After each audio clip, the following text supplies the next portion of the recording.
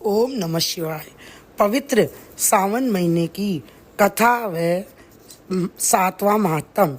ईश्वर ने कहा, हे सनत कुमार, अब उत्तम मंगलवार का व्रत कहूँगा, जिसके करने से वेधव्य का नाश होता है। विवाहोत्तर 5 साल तक इस व्रत को करे। इसका नाम मंगला गौरी व्रत है। यह पाप को नष्ट करने वाला है। विवाह के अनंतर पहले श्रावण शुक्ल पक्ष के पहले मंगलवार के दिन इस व्रत का शुभारंभ करें। पुण्य पुष्प मंडप निर्माण कर उसे कदली स्तंभ से शोभित करे।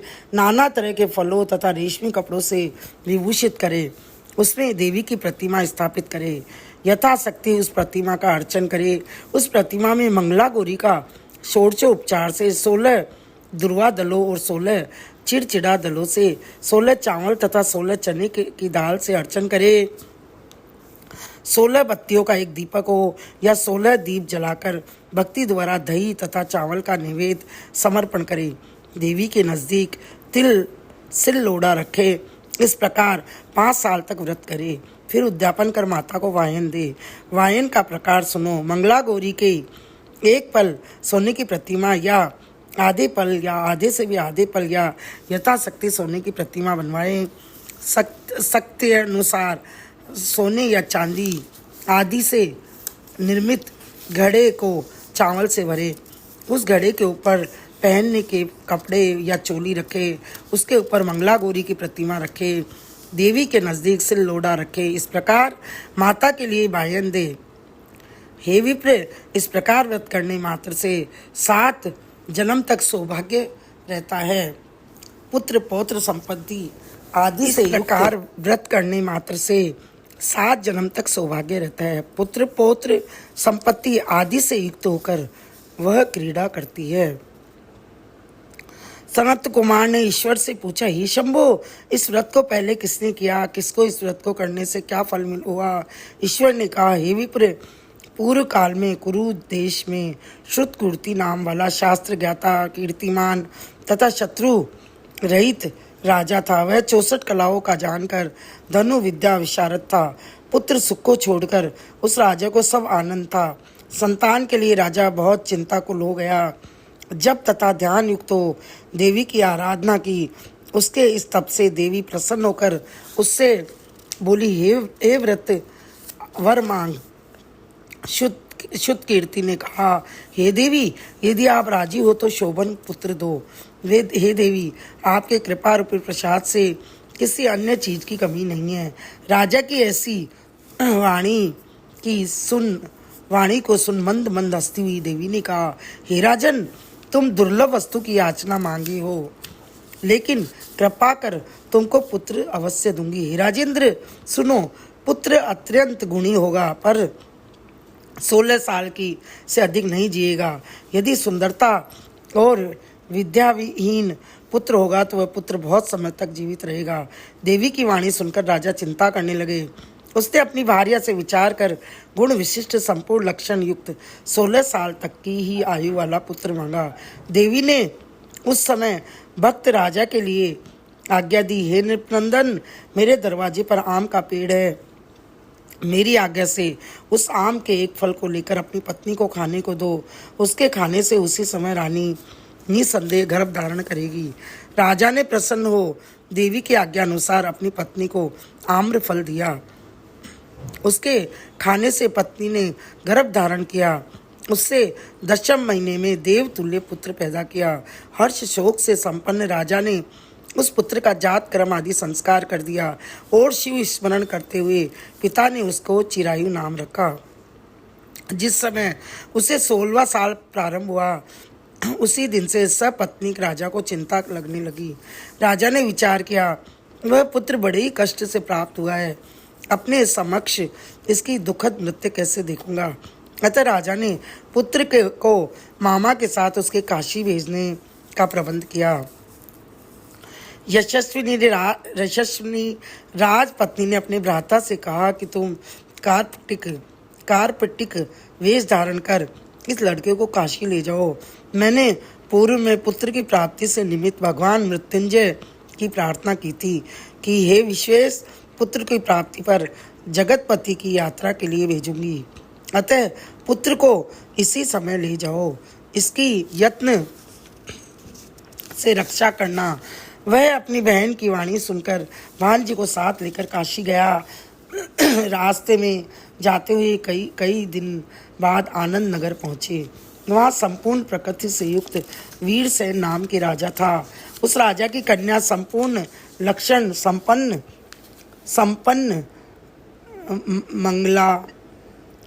संपन्न मंगला गौरी नाम वाली रूप लावण्य संपन्ना थी।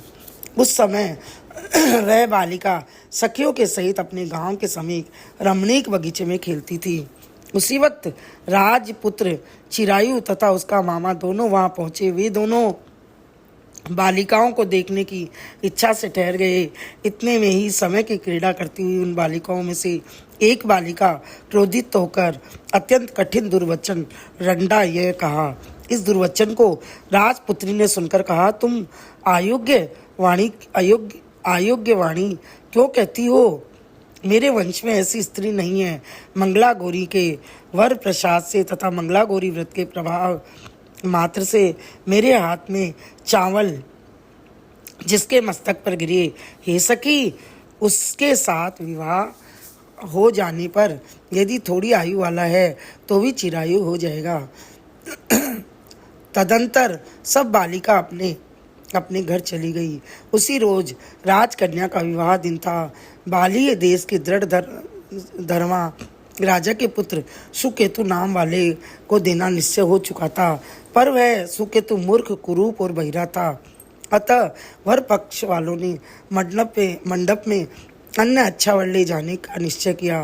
विवाह होने पर वहां सुकेतु चला जाएगा। यूं विचार कर चिरायु के समीप जाकर उसके मामा से कहा, यह बालक हमें दे दो, क्योंकि आपके बालक द्वारा हमारा कार्य सिद्ध होगा। इस भूमि पर परोपकार के तुल्य अन्य कोई धर्म नहीं है। यह वाणी श्रवण कर उसका मामा हृदय से राजी हुआ, क्योंकि उन्होंने पूर्व में वाटिका में बालिका की वाणी सुनी थी। लेकिन वर पक्षीय जनों ने कहा, आप लोग इस बालक को क्यों चाहते हैं? कार्य सिद्धि के वास्ते वस्त्र अलंकार आदि मांगा जा सकता है, परंतु वर की भिक्षा नहीं दी जा सकती है। आप लोगों के गौरवार्थ फिर भी मैं दे देता हूँ। उन्होंने चिरायु को वहां ले जाकर विवाह कार्य सिद्ध किया। जब सप्तपदी आदि कार्य होने पर रात में गौरी शंकर के समीप वह चिरायु पुत्र सुप्रसन्न चित्त से राजकन्या मंगला गौरी के साथ सो गया। उसी रोज चिरायु का 16वां साल समाप्त था। उसी रात को शाप के रूप में काल वहां आया और इसी समय देव योग से राजकन्या उठ गई। वह महासर्प को देख भय से विवल हो कांपने लगी। उस समय धीरता से राजकन्या ने शाप की पूजा की। 16 उपचार से अर्चन कर पीने के लिए बहुत सा दूध दिया और प्रार्थना की। दीन वाणी से उस शाप की स्तुति की।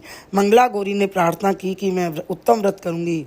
मेरे पतिदेव 10 सर्प से जीवित हो तथा चिरंजीवी हो, ऐसा कीजिए। इस समय उस सांप ने कमंडलों में प्रवेश किया। अपनी कंचुकी चोली से राजकन्या ने उस कमंडल का मुख बांधा। तदंतर उसके पतिदेव शरीर के अंगों को ऐंठते हुए जाग कर उठे। अपनी पत्नी से कहा, हे प्रिय, मुझे भूख सता रही है। उसने माता के समीप जाकर पायस, लड्डू आदि लाकर पति को दिया। उसने प्रसन्न चित्तो भोजन किया। हाथों को धोने के समय उसके हाथ से अंगूठी गिर गई। वह पान खाकर फिर सो गया। फिर वह राजपुत्री कमंडलू पात्र को फेंकने गई, लेकिन विधि के विधान से बाहर जाने पर चमकते हुए हार की कांति देख विस्मय को प्राप्त हुई। उस घट में स्थित हार को अपने कंठ में धारण किया। कुछ रात अवशेष रही थी। चिरायु का मामा उसे ले गया। चिरायु के जाने के बाद वर पक्षीय जन सुकेतु को ले गए। मंगला गौरी ने उस सुकेतु को देखा तो वह कहने लगी, यह मेरा स्वामी नहीं है। सभी वर पक्षीय महानुभाव राजकन्या से कहने लगे, हे शुभे, यह क्या कह रही हो? यदि कोई पहचान हो तो कहो। मंगला गौरी ने कहा, जिसने रात में नवरत्नों से निर्मित अंगूठी मुझे दी, वह इस अंगुली में देखकर पहचान करो। रात में स्वामी पतिदेव ने मुझे हार दिया है, उस हार के रत्नों की सुंदरता कैसी है यह बतावे, यह तो कोई अन्य ही है। रात्रि में आम्र से वन के समय मेरे पतिदेव का केशर युक्त पैर मेरी जांघा में लगा हुआ है, सब लोग उसे भी देखें, देरी ना करें। रात्रि के समय जो बातचीत हुई तथा भोजन क्या हुआ उसे भी यह कहे तो यह मेरा पति होगा। यो मंगला गौरी की वाणी सुनकर सब लोगों ने कहा ठीक है, लेकिन चिन्हों में से सुकेतु के बतलाए हुए एक की भी पहचान नहीं मिली। तब सब लोगों ने मना किया। वर पक्षी जैसे आए थे वैसे ही चले गए। मंगला गौरी के पिया श्रुत कीर्ति ने प्रसन्न चित्त से अन्न जल आदि का एक सत्र यज्ञ किया तथा वर पक्षी यह सब कथा कानों कान सुनी कि स्वरूप के कुरूप हो जाने से आदर से किसी को भी ले आए थे। महल के बरामदे में चिक के भीतर कन्या को राजा ने बिठाया। इस प्रकार एक साल यात्रा करते हुए अपने मामा के साथ वह फिर अपनी ससुराल का वृत्तांत देखने के लिए आया। जब मंगला गौरी ने चिक के भीतर से उसे देखा तो लोकोत्तर प्रसन्न हो अपने माता पिता से कहा मेरे पति आ गए हैं। सुहृदय गणों को बुलाकर राजा ने पूर्व कहे हुए सारी पहचान देख पवित्र मुस्कान वाली पुत्री को चिरायु को दिया। शिष्ट लोगों के सहित राजा ने विवाह उत्सव कर वस्त्राभरण आदि अश्वगंध रथ तथा बहुत सी चीजें दे विदा किया। फिर वह चिरायु अपनी पत्नी एवं मामा के साथ कुल नंदन सेना सहित अपने नगर गया। जब चिरायु के माता और पिताजी ने प्राणियों के मुखारविंद से उसके आने का समाचार सुना तो विश्वास नहीं किया, क्योंकि भाग्य विपरीत कैसे हो सकता है। इसी बीच वह चिरायु माता और पिताजी के पास गया। प्रेम मग्न हो चिरायु ने भक्ति द्वारा अपने माता पिता के चरणों में प्रणाम किया और माता पिता ने उस चिरायु का मस्तक सूंघकर परम आनंद प्राप्त किया। मंगला गौरी पुत्र वधु ने भी सास और ससुर को प्रणाम किया। पुत्र वधु को सास ने अपनी गोदी में बिठाकर सब बातें पूछी। हे महामुने, मंगला गौरी पुत्र वधु ने श्रेष्ठ व्रत महत्तम और जो कुछ इतिहास था वह सब कहा।